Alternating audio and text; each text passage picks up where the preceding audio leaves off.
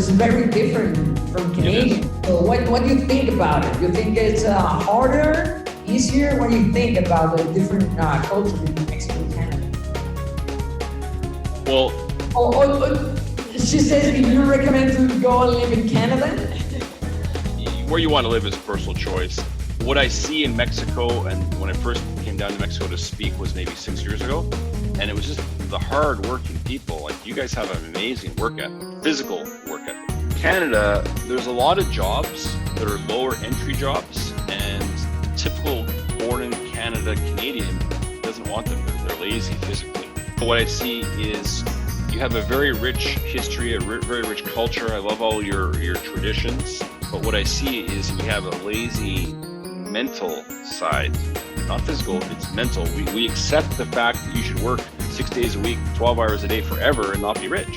There's fewer people in Mexico as a percentage that attend events like the one you're attending today, in my opinion. So I think it's easier in Mexico to get ahead because very few people do what you're doing.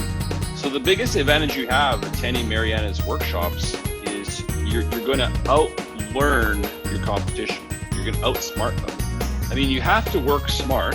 What Robert taught me was if you want to be rich, you have to be lazy and incompetent. And that sounds crazy, but I'll give you an example.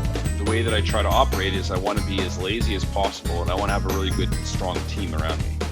So in Canada and now Mexico, I have a database called Infusion. Many of my companies use Infusion as our customer database. So I know the capabilities of what it can do, but I have never once in my life ever signed on to Infusion. I've never even seen it ever. There's many things. I don't have a key to my own office. I didn't have an office in my own office I built. I would never drive to any of the events I would do. I would never do these things on purpose.